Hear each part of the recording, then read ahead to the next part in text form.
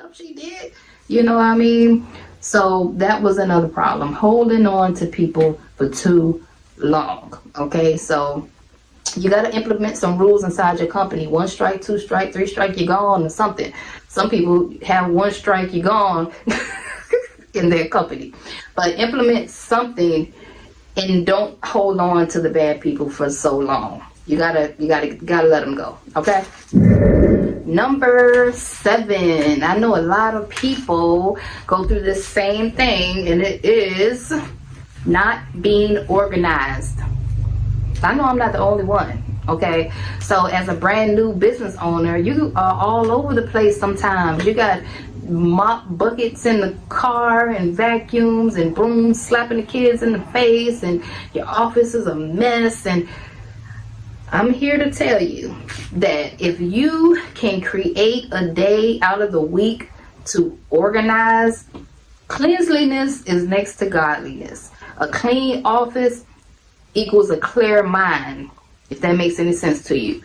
Keeping your supplies and stuff organized, whether you have to get a storage or you just have to take a day out of the week to clean your car and keep it clean with all your supplies in it or whatever. Listen, staying organized is a big jewel to being a successful business owner. I noticed me moving further and further in my company, the more organized I can stay. As you can see, we got this big calendar on the wall.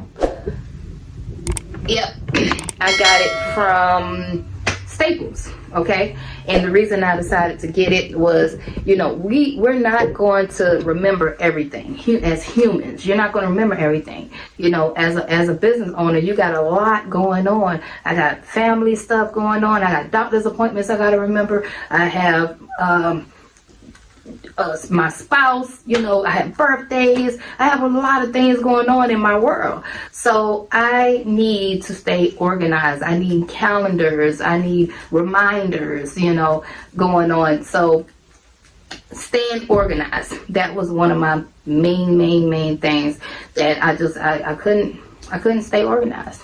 So what we do now is I have my son, he cleans my car out for me, you know, and organizes all of my supplies and stuff in there. Not being organized was a big one for me. So yes. Moving right along, number 8. Okay, so moving right along, we're gonna go into controlling your emotions. Number 8 would be controlling your emotions. So you are a business owner. You're going to go through things with your employees. You're going to go through things with your contractors. And you're going to go through situations with your clients where they might just piss you off. Okay? So this is something that I had to learn as a new business owner, how to control my emotions, because he who controls your emotion controls the person. Okay, so I had to learn all of these different techniques on how to woosah sometimes, you know, and not let someone pull me out of my bag. So that was one mistake that I made in my cleaning business. What do I do? What do I do to control my emotions? One of the things I do is I like to go to the gym. I like to take walks. I like to meditate. Meditation is wonderful. Sometimes you just need to take a break and just breathe in, breathe out 10 times. Okay? So those are a couple of things that I do to kind of, you know, but just remember, it's all a mind thing. It's in the mind. Okay? Don't let nobody pull you out of your bag. You're a business owner and you're trying to grow to 6 and 7 figures. You ain't got time for that. Okay? Moving right along. 9 is not keeping up with my invoices. Now I know you might say, isn't that what the accounting software is for? Yeah. So we have accounting software. I use QuickBooks, okay? So what I mean by not keeping up with invoices is, or payments, I might as well say, we've had clients not pay Okay, and in QuickBooks it will say this person owes $2,000, this person owes $5,000. Okay, and you have to keep up with it, so you have to send them what's called a agent report. This is what we started to do. Send them an agent report, let them know, hey, these are, y'all ain't paid us for all of this. When can we inspect our money?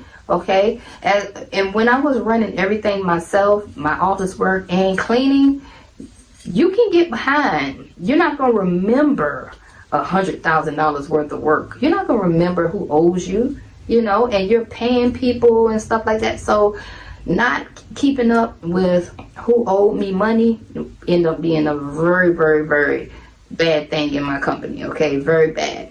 Because at the end of the year, we pulled up this big old list of all these people that owed all this money.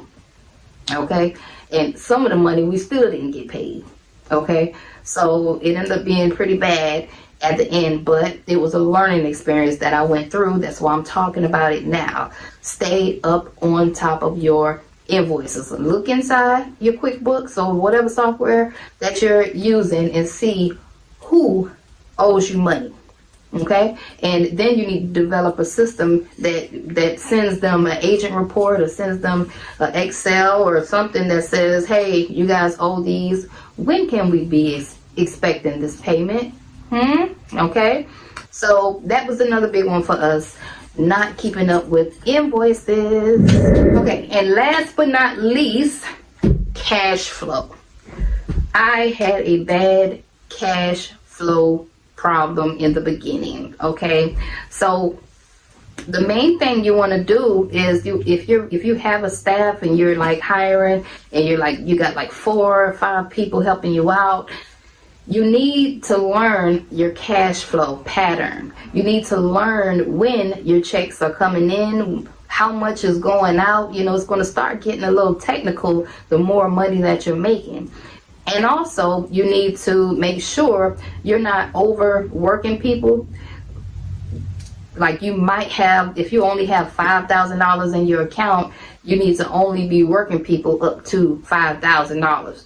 So the problem comes when you work people over what you may have in your account and not be able to make payroll because you're not keeping up with when money is going to fall in the account. Okay, so anyway, you need to get an accountant and make sure you have an accountant and make sure you have a bookkeeper to help you out with these things. A great person that can go over your books with you and say, hey, I think that you should do this, or, structure your company better this way or whatever, and give you some great advice on that. So that was one of our biggest problems, was cash flow, because we weren't paying attention to it as new business owners. We're all over the place. We're cleaning toilets and we're taking phone calls and we're trying to train people, and we're not really keeping up with the cash flow part. So that was another big mistake that I made in my cleaning business in the beginning. Okay, that's my video. Those are my 10 mistakes that I made when I first started my cleaning company.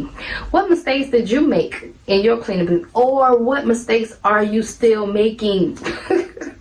Can anybody relate to any one of these mistakes? List down below. I want to hear it in the comments. And let me know what mistakes that you guys made. Maybe we can learn from each other. Okay, until next video,